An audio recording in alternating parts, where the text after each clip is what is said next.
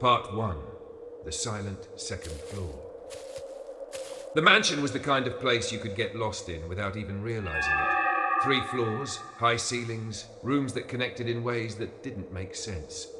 I was staying there alone for a week, looking after the property for a friend. The first 2 nights were quiet. I explored a little during the day, but there was something about the second floor that kept me from lingering. It wasn't that it looked different. It was that it felt different. The air was cooler there, heavy, like it held on to sounds just a little too long. On the 3rd night, I decided to take a walk through it before bed. The floorboards groaned under my weight as I passed a row of closed doors. Nothing unusual, except for the silence. Not the normal kind. This was thick. No hum from the heating, no wind rattling the old glass, not even the faint settling noises old houses make.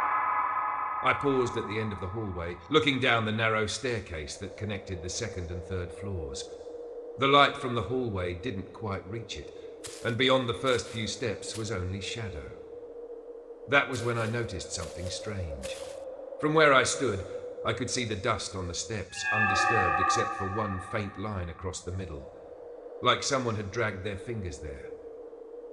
A man who used to work maintenance in a historic Ontario estate once wrote that certain staircases seemed to absorb sound. You could walk up them and never hear your own steps, but somehow you'd still know you weren't alone. I didn't know why that came to mind just then, but I couldn't shake it. I turned back to my room without going further. Even then, I felt the quiet following me. Part 2. Steps that followed.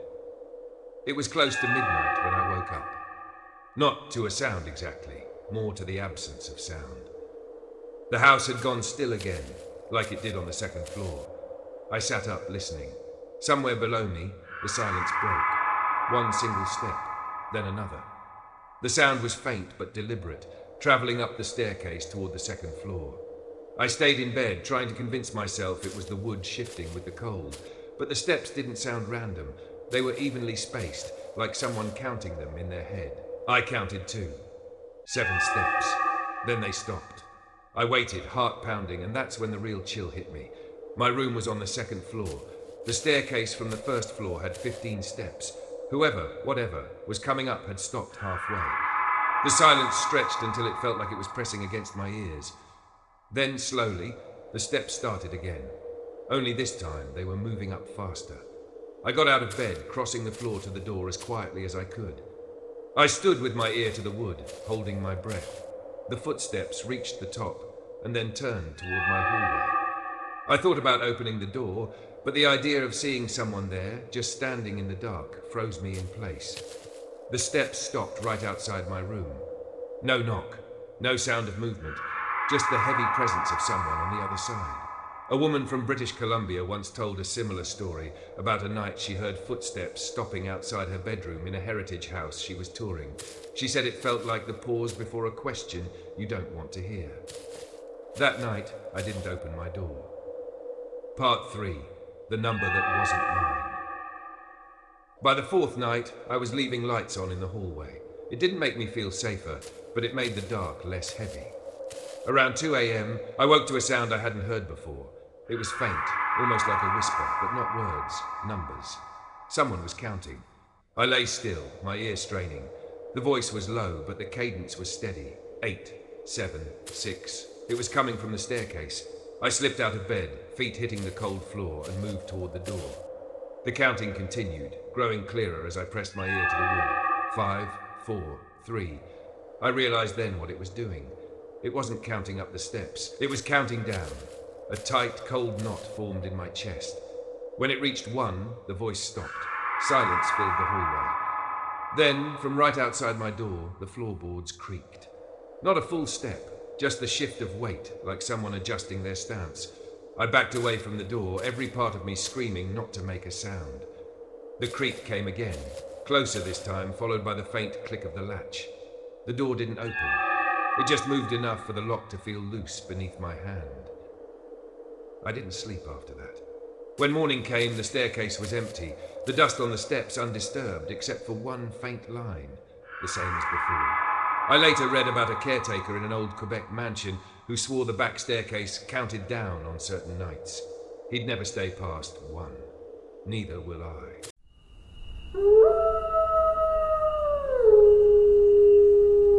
Part 1. Curtains that moved on their own. The room wasn't on the tour. I found it by accident while helping a friend catalogue antiques in an 1890s stone mansion just outside Ottawa. It was small compared to the rest of the house, tucked away behind a narrow hallway that smelled faintly of dust and cedar. The first thing I noticed was the mirror. It stood nearly as tall as the ceiling, framed in dark wood carved with twisting vines. A thin chain hung across it, padlocked at one side, as if to keep the glass from being touched. I didn't ask why. 2 heavy curtains flanked a single window opposite the mirror. They looked stiff from age, but they swayed slightly as I walked in. The window was closed tight. I told myself it was just air pressure from opening the door. But a few minutes later, as I was writing down details about the furniture, I saw it happen again. A slow, deliberate shift, as if someone had brushed past them. The air in the room felt colder than the rest of the house, and I found myself glancing at the mirror more than I should have. Not because I expected to see anything unusual, but because I couldn't shake the feeling it was expecting me to look. That night, I mentioned it to the caretaker. He gave a short laugh, but didn't meet my eyes. Said some rooms don't want to be empty. Then he changed the subject. I once read about a man restoring a Victorian home in Nova Scotia who said certain curtains in the unused rooms would sway without any draft. He claimed it was how the house breathed. Standing there in that locked room, I understood exactly what he meant. Part 2. A reflection out of place. I went back to the room the next afternoon. The curtains were still, but the mirror caught my attention right away. Something about the reflection seemed wrong. From where I stood, I should have seen the door behind me in the glass. Instead, the doorway in the reflection looked darker, like the hall beyond it wasn't lit at all. I turned to check. The hall was bright with afternoon light from the windows. I moved closer to the mirror, my own reflection clear now. But as I leaned in, I noticed a faint outline in the darker doorway behind me. It wasn't solid, more like a shadow with just enough shape to suggest a person standing there. I spun around. The hallway was empty. When I looked back at the mirror, the shadow was gone. A shiver ran through me, but I stayed, convinced I'd imagined it, until I saw the second difference. In the reflection, the curtains at the window were drawn halfway open. In the real room, they hung closed. I stepped to the window, pulling them aside to check outside. The sky was overcast, the grounds empty. When I turned back, the mirror showed them closed again, just like the real ones. That night, I read a post from a woman in Alberta who'd inherited a century-old mirror. She claimed the reflections in it would edit themselves. Doors open when they were shut, objects gone missing that were still there in real life. She eventually covered it with a sheet and never looked at it again. I told myself not to go back to that room, but the next day, the key to its door was sitting on my desk. Part 3. The handprint inside the glass. I don't know why I unlocked the room again. Maybe it was curiosity. Maybe it was the fact that the key had appeared without explanation. The air felt colder as soon as I stepped inside. The curtains hung perfectly still, the window locked tight. The mirror stood exactly where it had before, the padlock chain resting loose, as if someone had unlatched it. I walked closer, keeping my eyes on my reflection. Everything looked normal until I got close enough to see the glass clearly. That's when I noticed the smudge. It was a handprint. Small but pressed so firmly that the outline was perfect. Palm, fingers, even the faint suggestion of skin texture. Only it wasn't on the surface. It was inside the glass. I reached out, running my fingers over the spot. The surface was smooth and cold, with no change where the print was. But in the reflection, my hand lined up almost perfectly with the one behind the glass. I stayed like that, my fingertips on the cold surface, until the light in the reflection shifted. Not in the real room, just in the mirror. The curtains in the reflection began to sway slowly, though the ones at my back didn't move at all. I stepped away, the sound of my heartbeat loud in my ears. The print was still there, faint but visible, as I backed toward the door. I locked it behind me and slid the key under the caretaker's office door. A man on a forum for antique collectors once claimed his family owned a mirror from a Mall estate that tracked handprints inside the glass. They said the prints never faded unless another one appeared. I never went back into that room. But sometimes, when I close my eyes, I see my hand lined up with that other one, still waiting on the other side.